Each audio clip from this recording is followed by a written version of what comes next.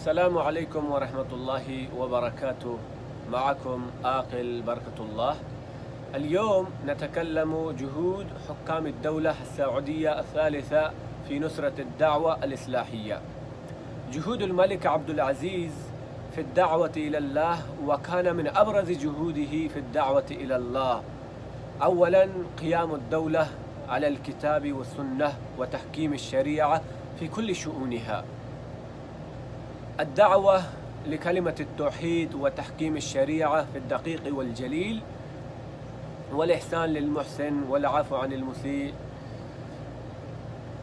الاهتمام والحرص على التمسك بدعوة الإمام محمد بن عبد الوهاب رحمه الله والعمل على نشرها وإزالة الشبه عنها، الاهتمام بشؤون الحج والعناية بالحرمين الشريفين.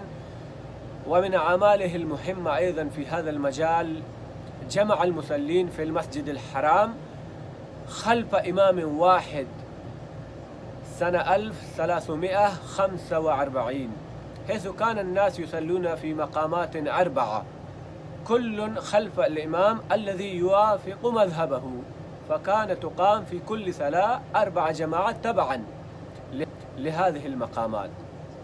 فجمع رحمه الله المصلين خلف إمام واحد توحيدا لكلمة المسلمين وجمعا لقلوبهم واقتداء بهدي النبي صلى الله عليه وآله وسلم. إنشاء أول نواة لهيئة الأمر بالمعروف والنهي عن المنكر،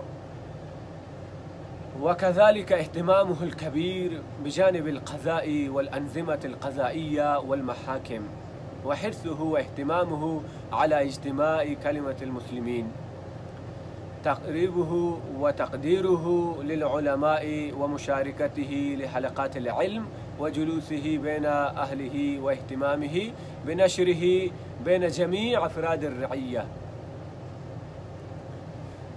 هذه بعض الجهود الجليل التي قام بها الملك عبد العزيز رحمه الله خدمة للدين والدعوة، ولعلنا لا ننسى بإذن الله تأكيده وحرصه الدائم على بناء الدولة على الالتزام بالكتاب والسنة، وهذا والله هو الهدف الأجل والأعظم الذي قام به، لأن ما بعده من أمور إنما هي فروع تندرج تحت هذا الأصل العظيم. فغفر الله لملك عبد العزيز رحمه الله.